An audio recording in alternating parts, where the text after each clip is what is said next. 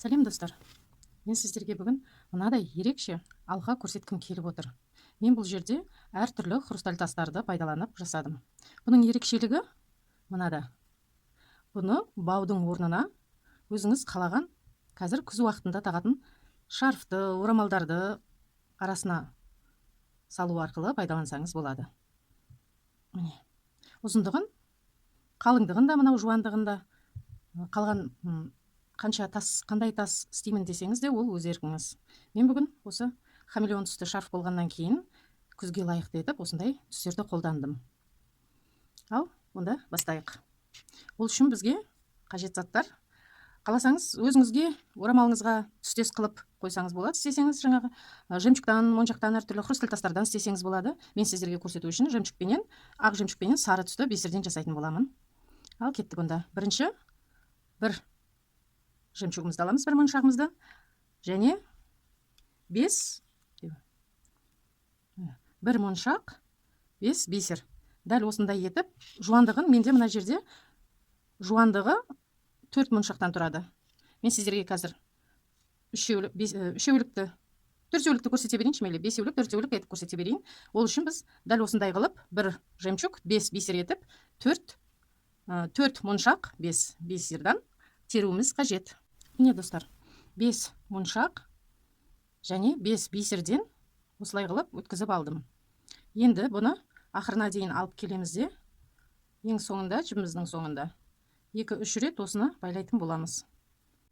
Байлап алдық, міне байлаған жеріміз байлап алдық. Енді осы жерде ең бірінші тұрған бисердің ішінен өткізетін боламыз. Ине жібімізді міне өткізіп шығарып алдық. Енді біздің осы алқамыз біткенге дейін осылай алып отырамыз. Бір моншағымызды және 5 бисерімізді. 1, 2, 3, 4, 5. Дәл осылай етіп алып отырамыз. Бір моншақ, 5 бисер. Бұны енді мынау тұрған 4 бисердан аттап өтіп, келесі тұрған жемчуг моншағымыздың алдындағы тұрған бірінші бисерден өткізетін боламыз.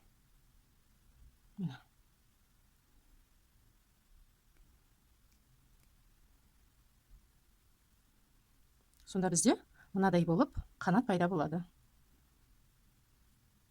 Тағы бір көрсетейін. Бір моншағымыз.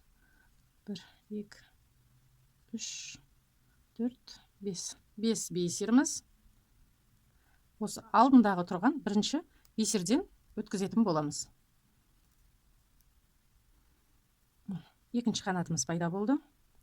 Осыны, дәл осы 3 жемчугті өздеріңіз жасап шығыңыздар.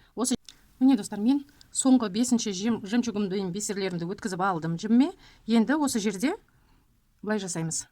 Мынау тұрған жемчугтың ортасындағы бисерден өтеміз.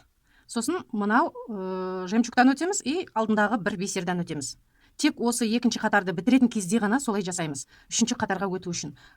Қалған жақтарда ол олай жасалмайды. Қалған қатарларда бір тегіс жасап кете береміз. Міне.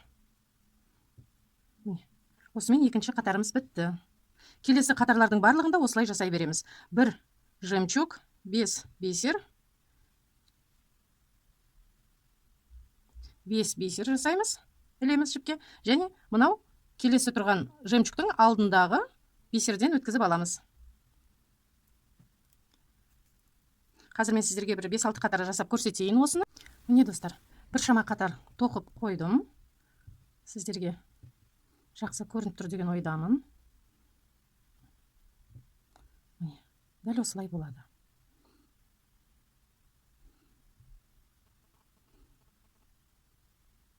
Осыны ішінен енді аяқтайтын кезде дәл осылай инеменен түйіндеп аяқтайсыздар.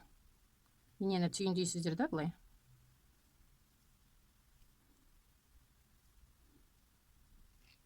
Түйіндеп бисерлердің арасынан өткізесіздер да. 1-2 рет.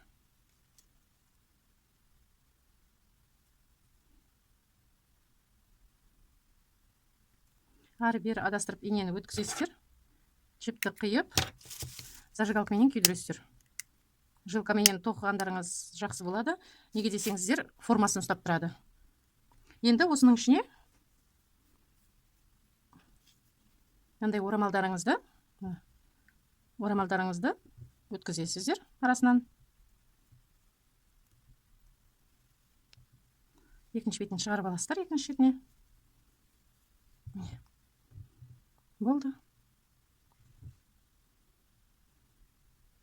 Шығарып, мойындарыңызда ілесіздер, тағып қоясыздар. Болмаса бұны орамалды қыстырып, осылай галстук есебінде тақсаңыздар да болады. Міне. Мен мына жерде бірнеше түсті пайдаландым. Бірнеше түсті пайдаланатын болсаңыздар, дәл осындай болады.